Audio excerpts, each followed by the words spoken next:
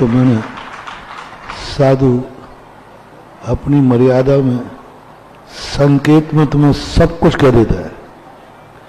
आज का प्रवचन आपके आंदोलन के नाम ही था। साधु की भाषा समझो, उपदेश में ही आदेश समझ लेना चाहिए।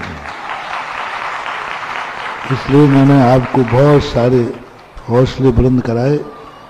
तुम्हें काटने की मनाही है, फुसकारने की, और कभी कभी काटना पड़े तो भी मनाही नहीं।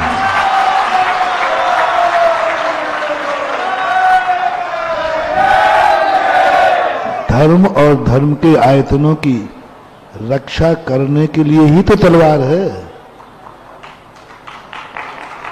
धर्म और धर्म आयतन की रक्षा करने के लिए। इसलिए दिल्ली से जो आवाज उठती है उसमें दम होती है, वजन होती है। और दिल्ली की आवाज को गांव-गांव तक पहुंचाने के लिए सारे लोग कटिबद्ध रहते हैं, हमेशा जाता। और दिल्ली से तुम लोगों ने आवाज उठाई है, उसको उठाना चाहिए। हम गैर कानूनन कोई कार्य नहीं चाहते, लेकिन कानून के अनुसार तो हमें हक मिलना ही चाहिए। जब कानून कह रहा है कि पुरातत्व कह रहा है कि गिरनार जैनियों का है, उनकी मूर्ति है, तो कानून की तो रक्षा करें। कानून की धज्जियां क्यों उड़ाई जा रही हैं? चाहे सम्मेद शिखर हो, चाहे गिरनार हो, चाहे गोमटगिरी हो, चाहे कोई भी, कानून की धज्जियां उड़ा। कानून के अनुसार यदि हम अधिकारी नहीं है तो हमें गैर कानूनन कोई चीज नहीं चाहिए। गैर कानूनन हम जैनियों के लिए कोई चीज नहीं चाहिए। जिस पर हमारा कानूनन हक है, और कानून हक के लिए मरना पड़े और मारना पड़े तो भी जैनियों को पीछे नहीं हटना। कानून का अधिकार तो हमारा होना चाहिए। हम कानून के, सरकार हमारे सामने कानून की, जैनियों का अपमान नहीं कर रही है सरकार, कानून का अपमान कर रही है। जैनियों के लिए नहीं अपराध, कानून का अपमान है, कानून का आधार है। तो कानून के आधार पर जब हम लड़ते हैं, आप जांच कराइए निष्पक्ष, और यदि हम कानूनन ना पाए जाएं, आप बोलिए और हम हट जाएंगे। सुप्रीम कोर्ट हमारे पक्ष में निर्णय दे रहा है केसरिया का, और उसके पक्ष भी आप हमारा न्याय नहीं दिलवा पाए। कोर्ट पक्ष दे रहा है फिर भी तुम हमें न्याय नहीं दिलवा पाए। तो ऐसा शासन, ऐसा प्रशासन किस काम का, जो कानून की भी रक्षा ना कर पाए। शासन प्रशासन किसी व्यक्ति की रक्षा के लिए नहीं होता है, कानून की रक्षा के लिए होता है। कि जब कोर्ट और कानून जब दे रहा है तो उसी की सुरक्षा करना तो पुलिस का काम है। उसी की सुरक्षा के लिए तो अपन वोटर चुनते हैं।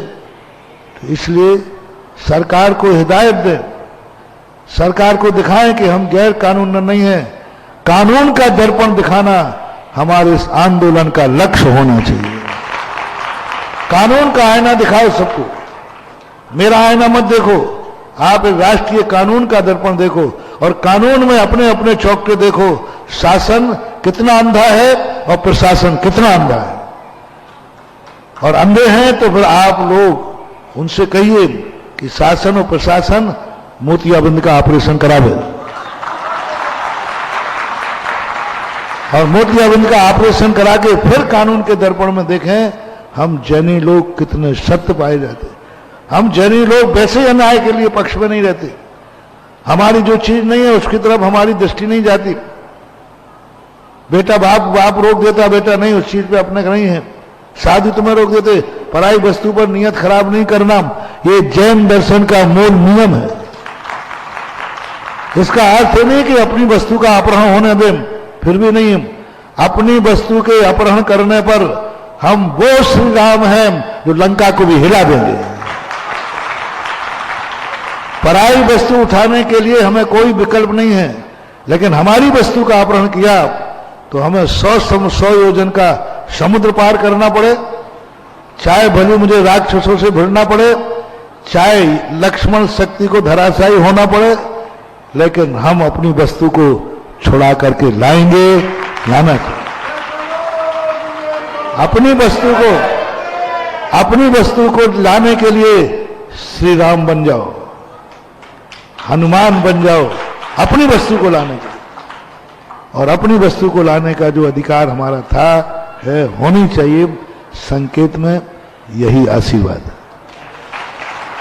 एक बार मिलकर जयकारा लगाएं, बोले निर्यापक शिरोमणि पुंगव 108 सुधा सागर जी महाराज की।